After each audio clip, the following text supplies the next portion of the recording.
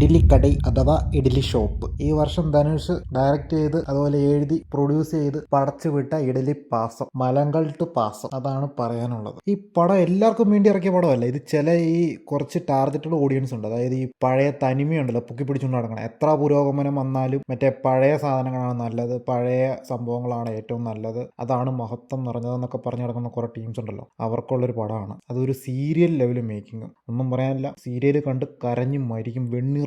അതുപോലത്തെ സാധനങ്ങളൊക്കെയാണ് ഇന്നത് ചെയ്തു വെച്ചിരിക്കുന്നത്. അഭിനയിച്ചിരിക്കുന്നത് ധനുഷ്, നിത്യമേനൻ, ശാലിനി പാണ്ഡെ, സത്യരാജ്, അരുൺ വിജയ്, പാർത്ഥിവൻ, സമുദ്രക്കനി, ഇങ്ങനെ കുറേ പേരുണ്ട്. പടം തുടങ്ങുന്നത് ഒരു കൊച്ചി ഗ്രാമം. അത് പിന്നെ പണ്ടത്തെ കഥയായിട്ട് പറഞ്ഞത്. അപ്പോൾ വികസനം എന്ന് പറഞ്ഞ സാധനമൊന്നുമില്ല. അപ്പോൾ ഇങ്ങേര് ധനുഷിൻ്റെ അച്ഛനായിട്ട് അഭിനയിച്ച പുള്ളി രാജ്കിരൺ വെളുപ്പിന് 3 മണിക്ക് എണീക്കുന്നു, കുളിക്കുന്നു, പിന്നെ കടയിലോട്ട് പോകുന്നു, ഇഡ്ഡലി ഉണ്ടാക്കുന്നു. അതാണ് പരിപാടി. അപ്പോൾ ഈ ഇഡ്ഡലി ഉണ്ടാക്കുമ്പോൾ പുള്ളിക്ക് കൈപ്പുണ്യം ഭയങ്കര കൈപ്പുണ്യമാണ്. അപ്പോൾ അതിന് കുറച്ച് പൊടിക്കൈകളൊക്കെ ഉണ്ട്. എന്ന് വെച്ച് കഴിഞ്ഞാൽ രാവിലെ എണീക്കണം, കുളിക്കണം, നെറ്റത്ത് പൊട്ടു തൊടണം, ദൈവത്തിനെ പൂജിക്കണം, കടയിൽ കൊണ്ടുവന്നിട്ടാണെങ്കിലും കട മറ്റേ അമ്പലം പോലെ കാണണം, അവിടെയും തിരി കത്തിക്കണം, വിളക്ക് കത്തിക്കണം, പൂജിക്കണം, പൊട്ടു തൊടിയിക്കണം, മനസ്സുകൊണ്ട് കല്ലിലിട്ട് അരയ്ക്കണം. ഇങ്ങനത്തെ കുറേ കാര്യങ്ങൾ ചെയ്യുമ്പോഴാണ് ഇഡ്ഡലിക്ക് ടേസ്റ്റ് ഉണ്ടാവുള്ളൂ. പിന്നെ ഇത് കഴിക്കാൻ വേണ്ടിയിട്ട് പുള്ളിയുടെ ഒരു കൂട്ടുകാരനുണ്ട്. പുള്ളി എന്നും രാവിലെ വന്ന് അവിടെ നോക്കിയിരിപ്പാണ്. ആദ്യത്തെ ഫുഡ് ഈ പുള്ളിക്കാണ് കൊടുക്കുന്നത്, എന്നും ഓസിന് തട്ടാൻ വേണ്ടി. അത് പുള്ളി ഒരു ശീലാക്കി എടുത്തേക്കുക. ഓസിന് തട്ടാൻ വേണ്ടി പുള്ളിയുടെ അടുത്ത് വന്ന് വിളിച്ച് കാണിക്കും, സാധനം കഴിക്കും, എന്നിട്ട് പറയും നൻപേണ്ടെന്ന് പറയും. അപ്പോൾ ഈ ധനുഷ് പഠിച്ച് വരുന്തോറും ഗ്രാമത്തിൽ നിന്ന് പുറത്തോട്ട് ഇറങ്ങി പഠിക്കുന്നു, പുള്ളി പുരോഗമനവാദിയാകുന്നു. ധനുഷ് പുതിയ പുതിയ കാര്യങ്ങൾ ഇൻട്രൊഡ്യൂസ് ചെയ്യാൻ നോക്കുമ്പോൾ അത് നടക്കില്ല. കാരണം ഈ രാജ്കിരൺ എന്ന് പറഞ്ഞ മറ്റേ പഴമയുടെ തനിമ നോക്കി നിൽക്കുന്ന ആളാണ്. അതായത് ഈ പറഞ്ഞ ഒരു എക്സാമ്പിൾ പറയുകയാണെങ്കിൽ ഈ ഗ്രൈൻഡറും മിക്സിയൊക്കെ കൊണ്ടുവരും, പക്ഷെ പുള്ളിക്ക് കല്ലെല്ലാം അരയ്ക്കണ സാധനത്തിന് ടേസ്റ്റ് കിട്ടണല്ല. അതുകൊണ്ട് പുള്ളി അത് വാങ്ങിച്ചു വെക്കൂല.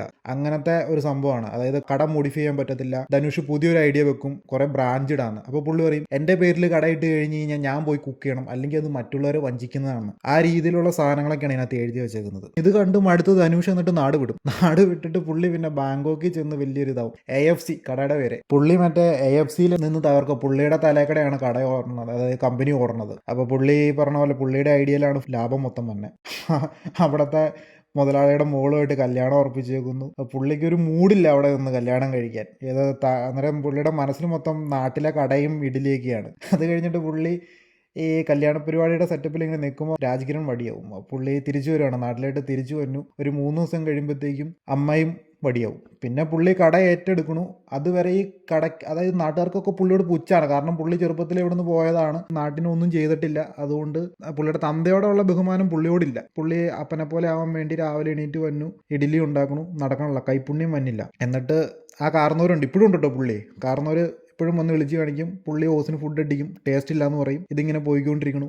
അവസാനം രാജ്കിരൺ മറ്റേ പ്രേതമായിട്ട് വരും. ഒന്ന് പശുവിൻ്റെ രൂപത്തിലൊക്കെ വന്നിട്ട് പുള്ളിനെ വിളിച്ചെണിപ്പിക്കും. സംഭവം ഇന്നാണ്, കൈപ്പുണ്യം എന്ന് പറഞ്ഞാൽ ഇതാണ്, മനസ്സിൽ നിന്ന് വന്നെന്നൊക്കെ, ഉള്ളിൽ നിന്ന് വന്നെന്നൊക്കെ പറയും. എന്നിട്ട് പിന്നെ പുള്ളി രാവിലെ എണീക്കണു, കുളിക്കണു, പൊട്ടൊക്കെ തൊട്ട് ആ രാജ്കിരൻ്റെ മറ്റേ ഡ്രസ്സ് ഉണ്ടല്ലോ, ഒരു മുണ്ടും ഒരു ഷർട്ടും പിന്നെ ഒരു തോർത്ത് കഴുത്തൊക്കെ ഇട്ട് ഒരു പ്രത്യേക സ്റ്റൈലാണ്, അതൊക്കെ ഇട്ടുകൊണ്ട് രാവിലെ താടിയൊക്കെ വടിച്ച് ഫുള്ള് സെറ്റായിട്ട്, അതായത് തന്തപ്പടീനെ പോലെ പുള്ളി അങ്ങ് ചെല്ലും. എന്നിട്ട് അങ്ങ് മനസ്സുകൊണ്ട് അങ്ങ് അരയ്ക്കാൻ തുടങ്ങും കല്ല്. അപ്പോൾ സെറ്റാവും. പിന്നെ ഇഡ്ഡലിക്ക് ടേസ്റ്റ് വരും. പിന്നെ ഈ സീരിയൽ ഇവിടം കൊണ്ട് തീരുമെന്ന് ഓർക്കുമ്പോൾ പിന്നെ നമ്മുടെ വില്ലന്മാർ ഫ്ലൈറ്റ് പിടിച്ച് നാട്ടിലോട്ട് വന്നു. പിന്നെ ഇവിടെ കിടന്ന് ഇടിയായി. അപ്പോൾ ഇടി വരുമ്പോൾ രാജ്കിരൺ മറ്റേ അഹിംസവാദിയായിരുന്നല്ലോ. അപ്പോൾ അതിൻ്റെ ഒരു ചെറിയ ഇത് ഇവന് കിട്ടണമല്ലോ. പിന്നെ ഇവനും ആദ്യം ഇടി കൂടും, അത് കഴിഞ്ഞിട്ട് പിന്നെ അഹിംസവാദിയാവും. ഇവൻ മറ്റേ തരത്തിനനുസരിച്ച് അഹിംസവാദിയാണ്. ഇവന് തോന്നുമ്പോഴേ ഇവൻ അഹിംസവാദിയാവുള്ളൂ. ഇടിയുടെ സമയത്ത് പുള്ളി ഇടി കൊടുക്കുകയും ചെയ്യും. അത് കഴിഞ്ഞിട്ട് പിന്നെ പുള്ളിയുടെ മനസ്സലിയും, പുള്ളി അഹിംസവാദിയാവും. പിന്നെ കുറച്ചു നേരം കഴിയുമ്പോൾ പിന്നെയും പുള്ളി ഇടി കൂടും, പിന്നെ അഹിംസവാദിയാവും. എൻ്റെ പൊന്നോ, ഇതിനകത്ത് അഹിംസയുടെ ഒരു സാധനം കാണിക്കണ്ട്. എൻ്റെ പൊന്നോ, കണ്ട് കണ്ണീരലിഞ്ഞ് പണ്ടാരം വെണ്ണീറായി പോവും. അമ്മാതിരി സാധനം. ഈ ഒരു ഫ്ലാഷ് ബാക്കിൽ രാജ്കിരൺ കാണിക്കണ 2 പേര് വെട്ടാൻ നിൽക്കുമ്പോൾ പുള്ളി കൈ കൂപ്പിയിട്ടൊരു ഡയലോഗ് പറയും. എൻ്റെ പൊന്നോ, അത് അങ്ങനെ പോണു. പിന്നെ വേറെ എന്ന് പറഞ്ഞു കഴിഞ്ഞാൽ പിന്നെ വില്ലനും ഇവനുമായിട്ടുള്ള ഈഗോ ക്ലാഷും പരിപാടിയും ഒക്കെ ആയിട്ട് ഇങ്ങനെ അങ്ങ് പോണു. അതിൻ്റെ ഇടയ്ക്ക് സമുദ്രകനിയുണ്ട്, പിന്നെ നമ്മുടെ പാർത്ഥിവനുണ്ട്. ഈ പാർത്ഥിവനെയും സമുദ്രകനിനെയും പോർട്രേറ്റ് വെച്ചുള്ള ഒരു രീതിയുണ്ട്. തുടക്കത്തിൽ ചെറിയ വില്ലൻ ടച്ചാണ് കൊടുത്തേക്കണേ. അപ്പോൾ ഇതിൽ 2 പേരിൽ ആരെങ്കിലും ഒരാൾ നന്നാവും എന്നുള്ളത് നമുക്ക് ഓൾറെഡി മനസ്സിലാവും. പടം കാണാൻ താല്പര്യമുള്ളവർ കണ്ടു കഴിയുമ്പോൾ അത് മനസ്സിലാക്കിയാൽ മതി. ഞാൻ ഏതായാലും പറയാൻ നിൽക്കണില്ല ആരാ നന്നാവണേന്നുള്ളതൊക്കെ.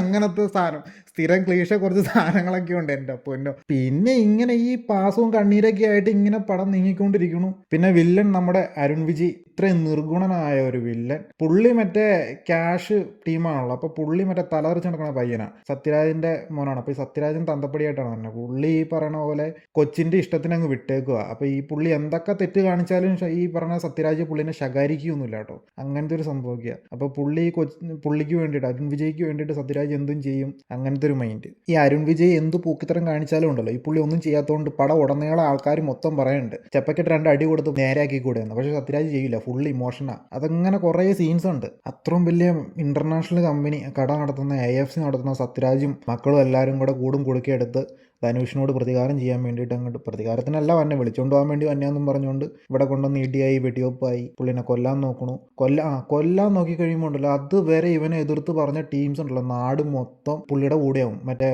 വെടിവെച്ചു എന്നും പറഞ്ഞ് വീടിൻ്റെ മുമ്പിൽ ഒരു കൂട്ടം ജനങ്ങൾ വന്ന് കൂടുക, പ്രൊട്ടസ്റ്റ് മറ്റേ പരിപാടി, ഇവനെ കൊന്നു കഴിഞ്ഞാൽ നിങ്ങൾ നാട്ടിൽ നിന്ന് ഇറങ്ങി പോവില്ല, എന്തൊക്കെ കാണിച്ചു വെച്ചേക്കുന്നത്. ഒരൊറ്റ രാത്രി കൊണ്ട് പുള്ളിക്കുണ്ടായ ഫാൻ ബേസ് എന്നൊക്കെ പറഞ്ഞു കഴിഞ്ഞാൽ വേറെ ലെവല്. അതായത് പുള്ളിയുടെ തന്തപ്പടിക്ക് കൊടുത്ത ബഹുമാനാന്നൊക്കെയാണ് തോന്നണത്. പിന്നെ നമ്മുടെ മൊണ്ണേഷ് അരുൺ വിജയ് ഇതിനകത്ത് ആകെ ഒരു നല്ല കാര്യം ചെയ്യുന്നുണ്ട്. അത് കാണുമ്പോൾ ഞാൻ ഓർത്ത് ഈ സംഭവം ആദ്യം ചെയ്തായിരുന്നെങ്കിൽ ഈ പടം പണ്ടേ തീർന്നതിനാണ്. പിന്നെ ഇങ്ങനെ പോയി അത് വില്ലന് നന്നാവണു, എല്ലാവരും നന്നാവണു, അഹിംസ മൊത്തത്തിൽ പടർത്തുന്നു, പാസം പടർത്തി അങ്ങനെ കഥ പോണു. ഇങ്ങനെ കുറെ കാര്യങ്ങളൊക്കെ കാണിച്ച് എങ്ങനെയോ കൊണ്ടുവന്ന് തീർത്തിരിക്കുന്നു. ഇഡലി ഷോപ്പിനോടുള്ള ഫുള്ള് പാസം. സീരിയൽ കാണാൻ വേണ്ടി താല്പര്യമുള്ളവർക്ക് ഒരു 2.5 മണിക്കൂർ സീരിയൽ നല്ലൊരു സ്കെയിലിൽ എടുത്ത് വെച്ചാണ് സീരിയൽ കാണാൻ താല്പര്യമുള്ളവർക്ക് ഇരുന്ന് കാണാം. കരച്ചിൽ തന്നെ ഫുള്ള്, പടം തുടങ്ങുമ്പോൾ തൊട്ട് ഫുള്ള് കരച്ചില്ല, അങ്ങനെ തന്നെ കരച്ചിൽ. പിന്നെ നിത്യമേനോൻ കാര്യമൊന്നുമില്ല, മടുത്ത് പുള്ളിക്കാരത്തിൻ്റെ റോള് കണ്ടു. പുള്ളിക്കാരത്തി സ്ഥിരം ഒരു സംഭവമായിട്ട് കാര്യം പറഞ്ഞാൽ നല്ല ആക്ട്രസ് ആണ്. ഇത് നന്നായിട്ട് ചെയ്തിട്ടുണ്ട് എന്ന് വെച്ച് കഴിഞ്ഞാൽ നമുക്കൊരു മടുപ്പ് തോന്നുന്നുണ്ട്. കാരണം ഇത് തന്നെയല്ലേ എല്ലാ പടത്തിലും ചെയ്യണമെന്നുള്ളൊരു ഫീല് വരുന്നുണ്ട്. കുഴപ്പമൊന്നുമില്ല, പക്ഷെ എന്തോ അങ്ങനത്തെ ഒരു ഫീല് വരുന്നുണ്ട്. പിന്നെ ധനുഷ് പറ്റാവുന്ന രീതിയിലൊക്കെ മോന്ത ഇങ്ങനെ ഒരേ രീതി പിടിച്ച് നിന്നിട്ടുണ്ട്. അത് ആൾക്കാരെ കരയിപ്പിക്കാൻ വേണ്ടിയിട്ട് കുറെ ഉള്ള സീൻസ്, അയ്യോ മുഖമൊക്കെ കാണണം. പിന്നെ ഒരു ഡയലോഗ് ഉണ്ട്, പഠിക്കുന്ന പിള്ളേർക്ക് കാശ് വേണ്ടാന്നുള്ളത്. എന്നാൽ പിന്നെ വല്ല സ്കൂളിലെ ക്യാൻറ്റീനായിട്ട് നടത്തിയാൽ പോരെ ഇത്. അങ്ങനത്തെ കുറെ സാധനം കണ്ണീരലിയിപ്പിക്കുന്ന കുറെ ഐറ്റംസ് ഇറക്കി വിട്ടാണ്. എന്നാലും എന്നെ അങ്ങ് ആകർഷിച്ചതുണ്ടല്ലോ ഇതിനകത്ത് ആ കൈപുണ്യം വന്ന സീനാണ്. കാണുമ്പോൾ അതിന് മുന്നേ വരെ നമുക്ക് കാണുമ്പോൾ മനസ്സിലാവും ഇവൻ ഈ കാണിക്കണ കാട്ടയങ്ങൾ കാണുമ്പോൾ കൈപുണ്യം വരില്ല എന്ന്. ഒറ്റ രാത്രി കൊണ്ട് കൈപുണ്യം തന്നെ കാണിക്കണ. ആദ്യം പുള്ളി കുളിക്കുമ്പോൾ തണക്കുന്നു, അപ്പം കുളിക്കുമ്പോൾ തണക്കുന്നില്ല, അങ്ങനത്തെ ഒരു സീൻ. പൊട്ടു തൊടന്നില്ല, അങ്ങനെയൊക്കെ കാണിച്ചങ്ങ് പോകണം. അത് കഴിഞ്ഞാൽ ആ പൊട്ടു തൊടിയിലും പുള്ളിക്ക് പിന്നെ കുളിക്കുമ്പോൾ തണക്കാതിരിക്കുന്ന സീനൊക്കെ കണ്ടുമ്പോൾ നമുക്ക് മനസ്സിലാവും ഓൺ ദ സ്പോട്ടിൽ കൈപുണ്യം വരും എന്നുള്ളത്. അങ്ങനത്തെ അൺപ്രഡിക്റ്റബിൾ ആയിട്ടുള്ള കുറേ സാധനങ്ങളൊക്കെ അതിനകത്ത് ചെയ്തു വെച്ചിട്ടുണ്ട്. എൻ്റെ പൊന്ന് ധനുഷണ്ണ, ഇങ്ങനത്തെ ഓരോ സാധനങ്ങൾ പടച്ചുവിടാൻ ഈ 2025 സമ്മതിക്കണം നിങ്ങളെ. പരമ ബോറാണ്. ഇത്രയും കാലം കഴിഞ്ഞിട്ടും ഈ അരകല്ലിൽ തന്നെ, അതായത് ധനുഷ് ഈ പറഞ്ഞ ബാങ്കോക്കിലൊക്കെ ജോലി ചെയ്ത് മറ്റേ അങ്ങനെ വലിയ നിലയിൽ നിൽക്കുന്ന ഒരുത്തും തിരിച്ചു വന്ന് നാട്ടിൽ വന്നിട്ട് അപ്പനോടുള്ള പാസത്തിന്റെ പുറത്ത് പുള്ളി ചെയ്ത് കാണിക്കുന്ന കാട്ടങ്ങൾ കാണണം. ഈ വക ലോജിക്ക് കാണിച്ച് കണ്ണീരിൽ കുളിപ്പിക്കാൻ വേണ്ടിയിട്ട് ഓരോ സീൻസ് കാണിച്ചു വെച്ചേക്കണേ. പിന്നെ ഈ നെറ്റ്ഫ്ലിക്സ് എന്തുകൊണ്ടാണ് ഇങ്ങനത്തെ പടങ്ങളൊക്കെ തെരഞ്ഞു പിടിച്ചെടുക്കണമെന്ന് അറിയാൻ പാടില്ല. ഇതൊക്കെ നെറ്റ്ഫ്ലിക്സിൽ വന്ന് ഇന്റർനാഷണലി ആവൂലോ എന്ന് ഓർക്കുമ്പോൾ ചെറിയ സങ്കടമുണ്ട്. അടുത്ത കാലത്ത് ഇറക്കി വിട്ടേക്കണ എല്ലാ പടങ്ങളും, ഇന്ത്യയിൽ നിന്ന് വന്നേക്കണ നെറ്റ്ഫ്ലിക്സ് എടുത്തേക്കുന്ന പടങ്ങളെല്ലാം ചുമ്മാ ചവറ് പടങ്ങളാണ് എടുത്തു വെച്ചേക്കുന്നത്. അപ്പോൾ കൂടുതലൊന്നും പറയാനില്ല. കൂടുതൽ പറഞ്ഞ് ഇത് ട്രോളാക്കി റോസ്റ്റ് ചെയ്ത് ഇറക്കേണ്ടി വരും. എല്ലാവർക്കും നല്ലൊരു ഇഡലിപ്പാസം നേരുന്നു. അപ്പോൾ കമൻറ്റുകൾ രേഖപ്പെടുത്തുക, നിങ്ങളുടെ അഭിപ്രായങ്ങൾ പറയുക. അപ്പോൾ ഓക്കെ, ബൈ. പിന്നെ അടുത്ത വീഡിയോ ആയിട്ട് കാണാം.